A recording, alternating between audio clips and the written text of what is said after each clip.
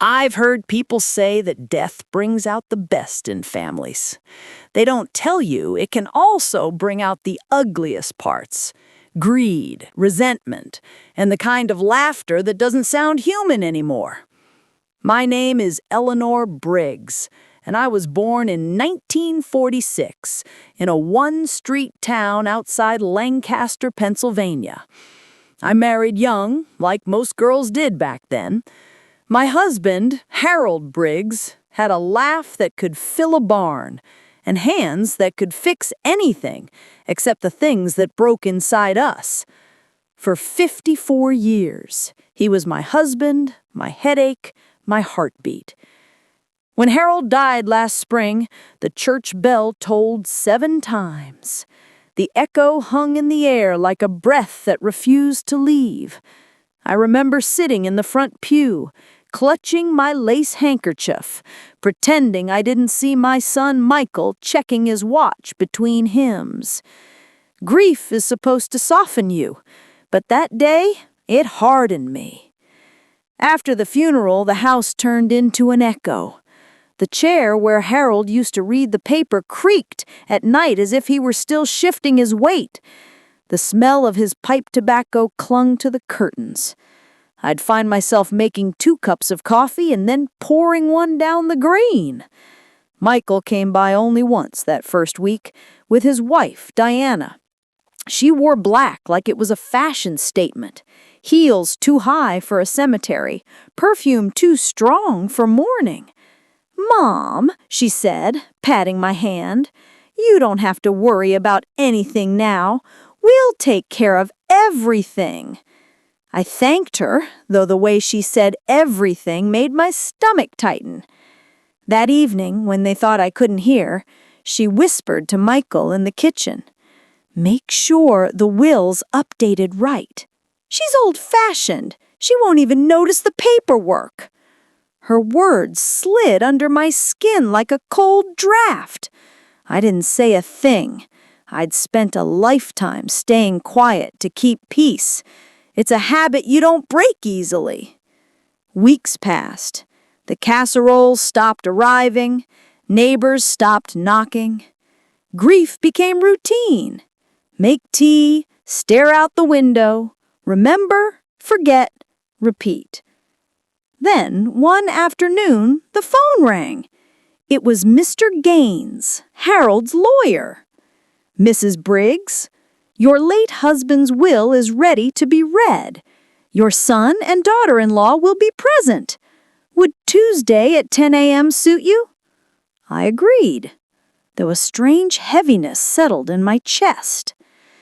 Tuesday came dressed in rain.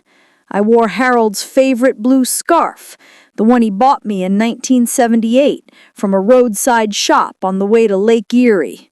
The fabric smelled faintly of cedar. The law office sat on the corner of Main and Pine, a 2-story brick building with brass letters that read Gaines and Fletcher Associates. Inside, the air was thick with lemon polish and quiet expectation. Michael and Diana were already seated at the long oak table when I arrived. She gave me a tight smile that didn't reach her eyes. "Mom," Michael said awkwardly, "you look, well." I nodded. "So do you." We sat.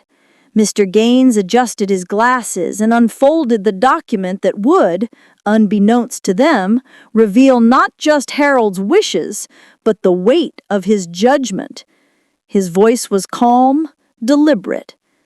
"To my beloved wife Eleanor, I leave the house, the land, and all accounts in her name. She made this home, and she shall keep it." The clock ticked. Diana's eyebrows shot up. Her manicured hand clutched Michael's arm. "To my son, Michael, and his wife, Diana, I leave my father's gold watch. Time is precious. Use it better than I did."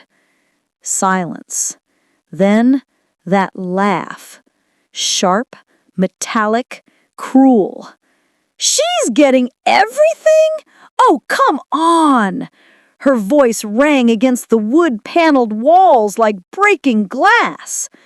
Mr. Gaines lowered his eyes, professional but uncomfortable.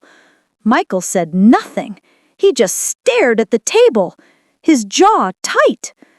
I felt something inside me collapse. Not my dignity, but my illusion of family. That day, I realized grief has layers. You can mourn a husband and a son at the same time. I drove home in the rain. The windshield wipers clicked like a metronome, keeping time with my heartbeat. When I reached the house, I didn't cry. Instead, I cleaned the kitchen, the same thing I'd done after every argument, every disappointment, every silence. Cleaning makes you feel like you still have control. But that night, as I dusted Harold's chair, I whispered, "You should have warned me, Harold, about them, about how greed wears perfume and calls you Mom." The chair said nothing back, but I swear I felt the air grow warm, as if even his memory was apologizing. The next morning, Diana called. "Look, Eleanor," she began, her tone syrup sweet. "We don't want bad blood. Maybe you can sign over part of the estate for the kids' college funds. It's only fair." "Fair?" I repeated. "Like how you laughed yesterday?" There was silence. Then she huffed. "I was surprised, that's all. You don't need all that money. You're alone." She didn't mean alone as in widowed. She meant useless. I hung up before she could finish. My hands shook, but my heart felt strangely light. It's funny, the moment you stop trying to be liked, peace sneaks in like sunlight through a crack in the curtains. Days turned into weeks. Michael didn't call. The house sat quiet except for the ticking clock and the hum of the refrigerator. One evening, I found an old photo of him, 8 years old, missing a front tooth, holding a frog he'd caught by the pond. His eyes then were bright, curious, full of joy. I touched the photo's edge and whispered, "Where did you go, my boy?" The photo didn't answer, but somewhere deep in my chest I felt a pull, a mother's grief that time couldn't dissolve. That night I couldn't sleep. I made tea at 2 a.m., sat by the window, and started writing a letter, not to a lawyer, but to life itself. Dear world, they think I'm bitter, but I'm not. I'm just awake. I spent 78 years believing kindness would be returned in kind. Maybe it isn't, but it still matters. Harold left me everything, but what I wanted was something no one can sign over: respect. I folded the letter and placed it under Harold's watch on the mantel. It wasn't for anyone to read. Not yet. By early March, snow melted into mud, and robins began to appear again. Life goes on, even when hearts don't. Then, one morning, there was a knock at the door. I opened it to find my granddaughter, Lucy, 10 years old, standing there with her backpack and a shy smile. "Hi, Grandma," she said. "Mom said I could stay today while she's at work." My throat tightened. It was the first kindness from their family since the will. "Of course, sweetheart. Come in." She ran to the kitchen, looking around like she'd stepped into a storybook. "Your house smells like cookies," she said. "That's because it remembers them," I replied, smiling for the first time in weeks. We baked that day. We talked about her school, her friends, her favorite books. She told me about her class hamster named Mr. Beans, who'd escaped twice. At one point, she looked up at me and said, "Mom says you're mad at her." I froze. "I'm not mad," I said carefully. "I'm sad." Sometimes grown-ups forget how to talk kindly when they're hurt. She nodded like she understood more than a child should. Mom yells a lot lately. Dad just goes outside. Children notice everything. Silence, too, has a sound. That evening, when Diana arrived to pick her up, she avoided my eyes. "Thanks for watching her," she said curtly. I nodded. "Any time." She turned to leave, but Lucy ran back, hugging me tight. "Love you, Grandma." And just like that, a crack formed in Diana's armor, a flicker of something human. That night, I sat on the porch, listening to the crickets. The air smelled like rain again. I realized that maybe Harold had been right all those years ago when he said, "Legacy isn't what you leave in a will, it's what you leave in hearts." Still, part of me couldn't shake the hurt. Their laughter echoed in my head, sharp and hollow. So I made a decision, a quiet one, but solid as oak. If they saw me as a foolish old woman, I would prove that wisdom speaks loudest when money stops mattering. They say death brings out the truth in people. I wish they'd tell you how cruel that truth can be when the ones you love start seeing you as a number on a piece of paper instead of the heartbeat that raised them. My name is Eleanor Briggs, and I was born in the quiet hills of Pennsylvania, in a town so small you could walk from one end to the other before your morning coffee got cold. I married my husband Harold when I was 20, and for 54 years he was the center of my everyday. Stubborn, loud, proud, and gentle when it mattered most. We built our home together. White siding, green shutters, a porch swing that creaked when we laughed too hard. That little house carried every part of us: love, argument, forgiveness, and the long silence that comes after both.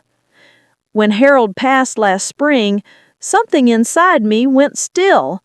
Grief didn't come as tears, it came as quiet. The kind of quiet that follows you from room to room. For weeks I lived in the echo of what used to be: his chair by the window, his pipe on the mantel, the sound of the clock that kept on ticking as if time refused to stop out of respect. My son, Michael, came to see me once after the funeral. He brought his wife, Diana, a woman whose beauty was sharp, like the edge of a glass vase. She wore black the way some people wear pride. She hugged me lightly and said, "You don't have to worry about a thing now. We'll take care of everything."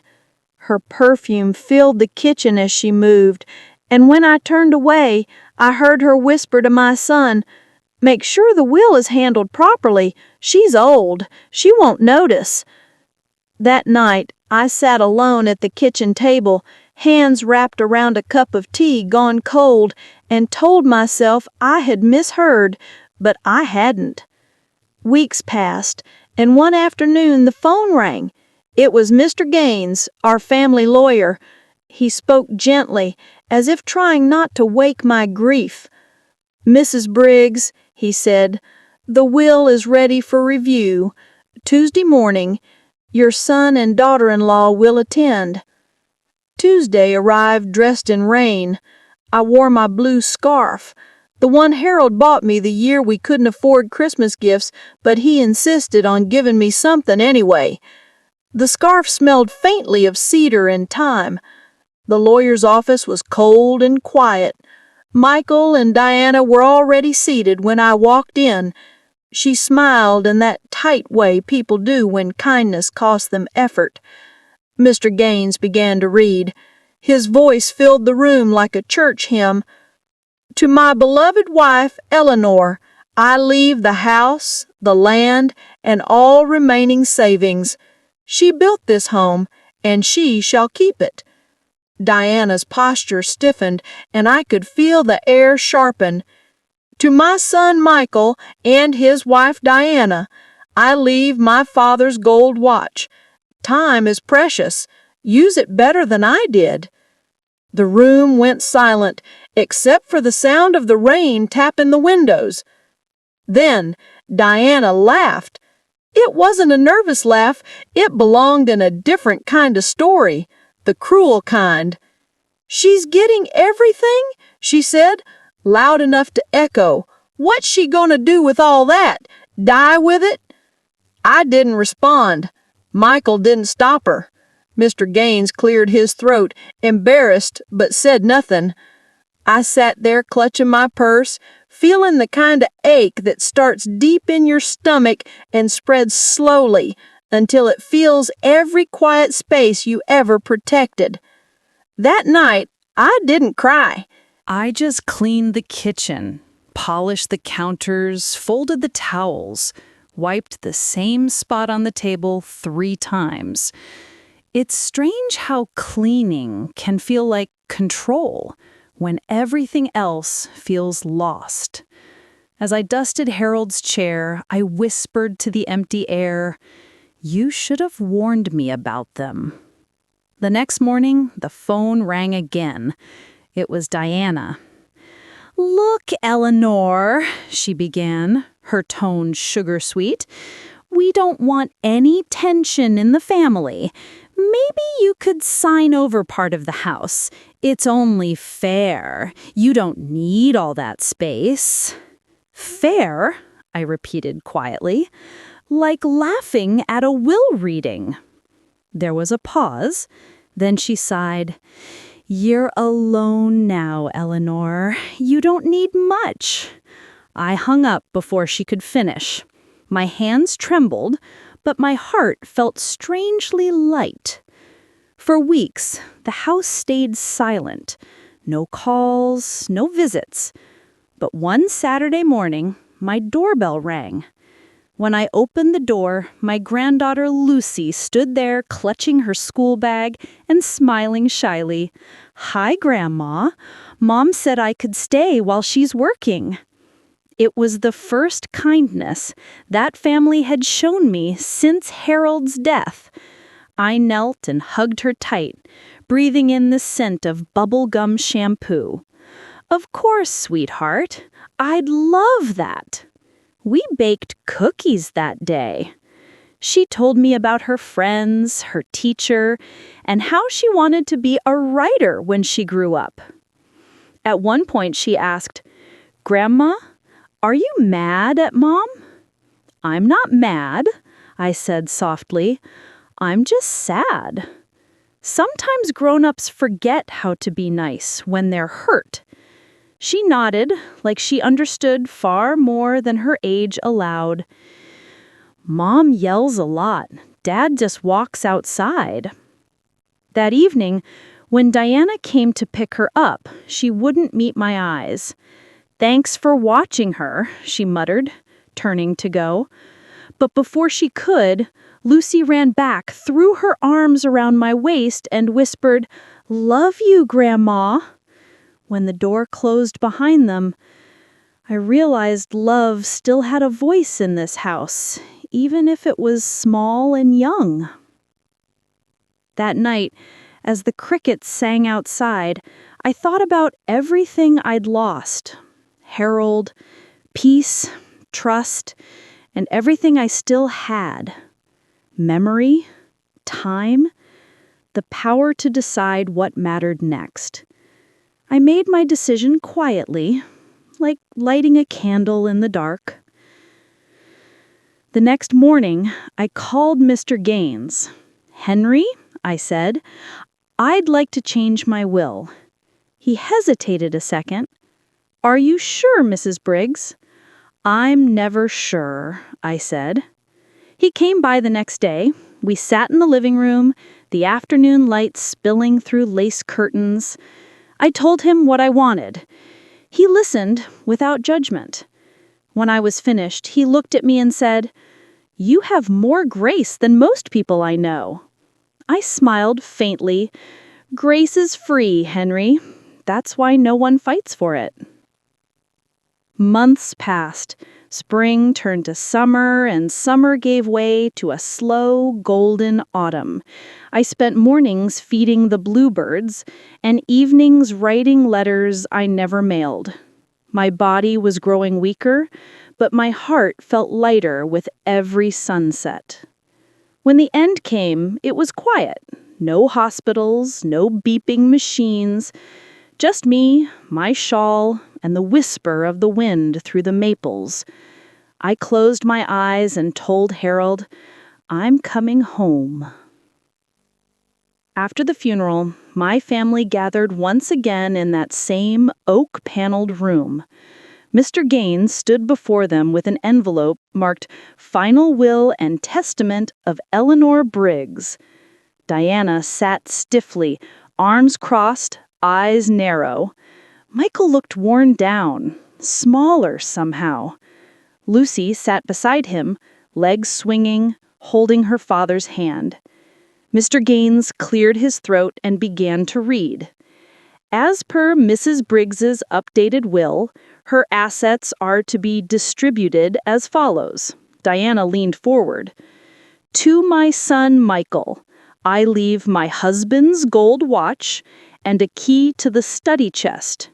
Inside, he will find what I hope will guide him back to the man he used to be.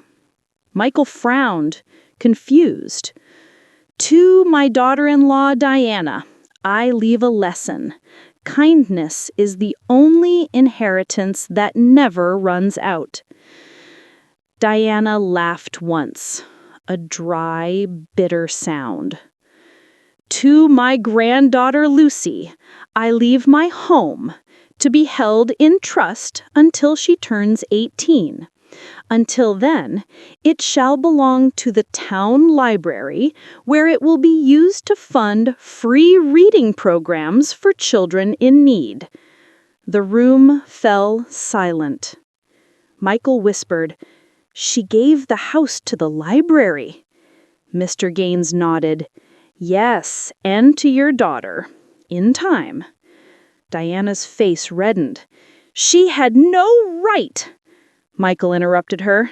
"She had every right." Mr. Gaines smiled gently and unfolded one more note. "There's a message Mrs. Briggs asked me to read aloud." He read slowly, his voice breaking. "If you ever wonder why I left so little behind, it's because love was never something I counted. I gave it freely, and that was my true wealth. Use what's left to learn, to grow, to be better, not richer." That night, back home, Michael unlocked the chest in my study. Inside was a photograph of him as a boy, holding a frog and grinning wide. On the back, in my handwriting, were the words, "If you ever feel lost, come back to where you were kind." Beside the photo was a single-dollar bill and a note. For the next time someone tells you love isn't worth anything. Years later, Lucy grew into the kind of woman who believed in small kindnesses. The Briggs House became the Eleanor Briggs Children's Library Fund, where children came to read, laugh, and learn. Every Sunday, Lucy sat in the big armchair by the window, reading stories to them. And sometimes she told them this one, about a grandmother from Pennsylvania who left her family more than money. If I could speak to them now, I'd say I never wanted revenge. I just wanted them to see what love looks like when it's honest, when it's humble, when it's not for sale. They said at the will reading, "She's getting nothing." But I had everything that mattered long before they realized what nothing really meant. Love, memory, peace. That's what I left behind. You've been listening to Grandma Tales Corner, where every story carries a heartbeat, and every heartbeat carries a memory. If this story touched your heart, please subscribe and stay with us, because love, when spoken, never fades. It just echoes softly forever.